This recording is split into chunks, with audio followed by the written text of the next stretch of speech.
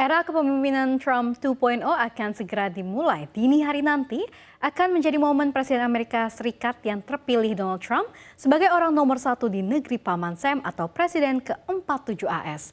Lantas, bagaimana dampak pelantikan Trump pada perekonomian dunia? Akankah ada gejolak baru? Kita akan membahasnya dalam Waspada Trump Effect pada dunia dan Indonesia. Kita ke slide yang pertama. Ya, kita akan membahas fun fact-nya dulu ya pemirsa. Jadi pelantikan kali ini diselenggarakan secara indoor di dalam ruangan rotunda di gedung Capitol AS, Washington DC. Di mana hal ini karena sedang adanya cuaca ekstrim yang melanda wilayah tersebut. Fakta lainnya, ini merupakan upacara pelantikan kedua Donald Trump sebagai Presiden Amerika Serikat. Dengan dilantiknya Trump kali ini menjadikannya sebagai Presiden Amerika Serikat yang ke-45 dan juga ke-47 secara tidak berurutan. Trump menjadi presiden kedua yang berkuasa pada periode yang tidak berurutan. Selain itu, upacara pelantikan Presiden Amerika Serikat tahun ini merupakan yang ke-60 kalinya sejak tahun 1789. Menurut informasi yang dilansir dari laman resmi Senat AS, upacara pelantikan kedua Donald Trump akan dilaksanakan pada hari Senin 20 Januari 2025 pada pukul 12 siang waktu Amerika Serikat atau waktu setempat. Jika dihitung berdasarkan zona waktu Indonesia, maka jatuh pada pukul 00 waktu Indonesia Barat dini hari di Selasa 21 Januari 2025.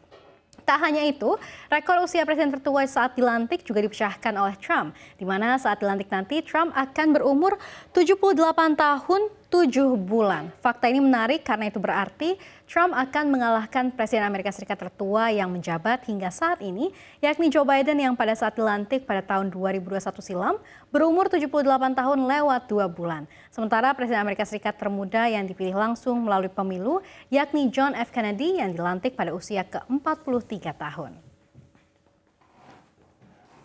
Ya, jika tadi saya sudah singgung bahwa Trump bukanlah presiden pertama yang dilantik kedua kalinya secara tidak berurutan, lantas siapa yang pertama? Kita akan cek nih daftarnya.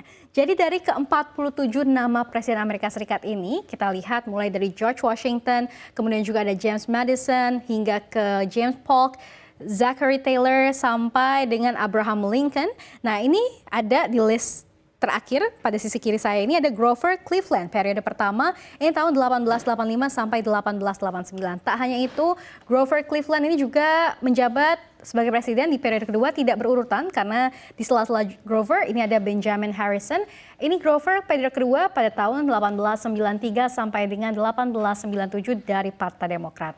Jadi singkat cerita saja, Grover Cleveland adalah presiden ke-22 Amerika Serikat setelah ia menjabat ataupun memenangkan pemilu pada tahun 1884 dan kemudian terpilih kembali sebagai presiden ke-24 setelah kampanye tahun 1892.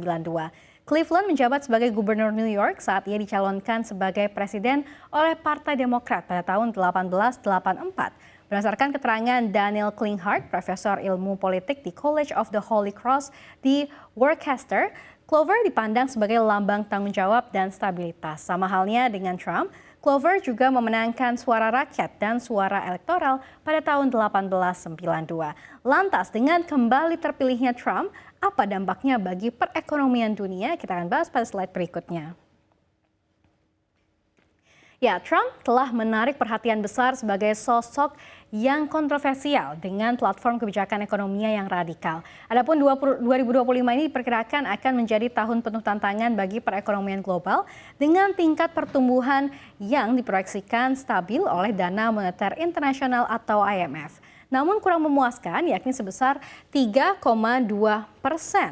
Sementara itu, Bank Dunia mematok proyeksi yang lebih pesimistis, yakni di 2,7%. Maka hal ini akan menjadi kinerja terlemah sejak 2019, mengecualikan kontraksi tajam yang terjadi di puncak pandemi COVID-19. Nah, selain itu, kombinasi inflasi, suku bunga, kemudian juga tarif perdagangan, ini juga akan menjadi faktor kunci yang akan mempengaruhi dinamika ekonomi di tahun mendatang. Ketidakpastian global juga semakin diperparah oleh kebijakan perdagangan yang direncanakan oleh Trump, di mana sejak memenangkan pemilu pada November silam, Trump terus mengancam akan memberlakukan tarif baru terhadap mitra dagang utama seperti China, kemudian juga Kanada dan Meksiko hingga 60%. Bahkan semua mitra dagang pun akan dikenai tarif baru antara 10% sampai dengan 20%. Kebijakan tarif baru juga berpotensi merugikan ekonomi negara-negara yang sangat bergantung pada perdagangan dengan Amerika Serikat, termasuk Meksiko dan juga Kanada. Maurice Obstfeld, mantan kepala ekonom IMF, menyatakan bahwa tarif ini dapat menyebabkan gangguan besar di sektor otomotif yang sangat bergantung pada rantai pasok lintas negara. Yang perlu jadi perhatian, Amerika Serikat adalah importir terbesar di dunia dengan China, Meksiko, dan juga Kanada menyumbang sekitar 40% dari total impor barang di Amerika Serikat. Yang apabila total, maka ada sebesar 3,2 triliun dolar Amerika Serikat per tahunnya. Ancaman tarif ini tentu akan membuat banyak pemimpin dunia khawatir karena akan membuat barang mereka lebih mahal di pasar terbesar di dunia. Kebijakan tarif Trump ini juga akan menjadi babak baru hubungan Amerika Serikat dengan China. Trump akan kembali membuka tabir ketegangan antar kedua negara yang telah terbentuk sejak lama, aka Perang Dagang Season 2. Seperti halnya dunia lainnya, Beijing bersiap untuk menghadapi babak baru dengan perang dagang dengan Amerika Serikat tentunya, karena Trump yang akan memimpin pada 20 Januari 2025 atau hari ini. Mitra dagang utama China dan investor global juga bertanya-tanya sejauh mana China akan melancarkan pembalasan. Taktik Beijing kemungkinan akan berbeda dari yang diterapkan pada masa jabatan pertama Trump, mengingat situasi makroekonomi China yang kurang kondusif untuk pembalasan yang lebih tegas di semua lini. Langkah-langkah hukuman kemungkinan akan menargetkan sektor-sektor seperti mineral kritis, di mana China memiliki monopoli global yang jelas. Lalu, apa ekonominya ataupun dampak ekonominya bagi Indonesia? Kita akan bahas pada slide selanjutnya. Ya, berbagai kebijakan tadi berdampak pada stabilitas sistem keuangan domestik, utamanya karena semakin terkerek naiknya imbal hasil surat berharga pemerintah Amerika Serikat, yakni US Treasury Note tenor 10 tahun, maka mau tidak mau imbal hasil pasar surat berharga negara atau SBN juga berpotensi ikut tertekan, karena besarnya potensi aliran keluar modal asing dari negara-negara berkembang ke Amerika Serikat.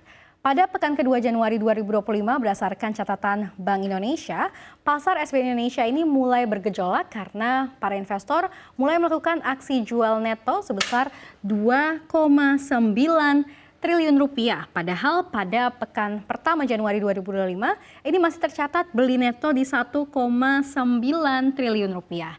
Selain itu, kepemimpinan Trump 2.0 ini juga membuat indeks dolar AS atau DXY ini semakin melambung tinggi. Karena kalau kita lihat begitu ya, dengan menjabatnya Trump, ini pasar menilai inflasi akan semakin sulit ditekan. Khususnya karena barang impor ke AS yang akan dikenakan tarif lebih tinggi, sehingga berujung pada keseluruhan harga barang di AS menjadi lebih mahal. Indeks dolar saat ini juga berada di level 109, di mana ini merupakan level yang tertinggi sejak November 2022. Ditambah lagi dengan saat pemangkasan suku bunga The Fed yang minim terjadi di 2025, maka rupiah tampaknya masih berpeluang terus tertekan. Setidaknya di awal tahun ini, di mana hal ini tercermin dari pergerakan rupiah yang terus terkoreksi sejak November 2024 hingga kita lihat 16 Januari 2025, di mana rupiah ini kalau dilansir dari Refinitiv pada 5 November 2024 ini kan masih saat itu di Rp15.730 per 1 dolar Amerika Serikat. Namun pada 16 Januari 2025, rupiah sudah bertengger di level 16.355 per 1 dolar Amerika Serikat. Ya pemirsa, kendati kembalinya Donald Trump sebagai Presiden Amerika Serikat dikhawatirkan akan membawa dampak ekonomi yang signifikan bagi negara-negara di dunia, terutama Indonesia sebagai emerging market, namun pemerintah sejauh ini masih optimistis dalam menghadapi kebijakan tarif perdagangan yang agresif dari Amerika Serikat. Apalagi Menteri Koordinator Bidang Perekonomian Erlangga Hartarto juga mengatakan Indonesia cukup kebal dalam menghadapi kebijakan tarif yang agresif dari Amerika Serikat. Karena selama ini AS pun telah menerapkan berbagai tarif perdagangan kepada Indonesia. Di sisi lain, pemerintah tetap melakukan sejumlah langkah mitigasi melalui kerjasama bilateral seperti Free Trade Agreement agar meskipun Amerika Serikat menerapkan tarif yang tinggi, Indonesia tetap bisa dikenakan tarif yang rendah.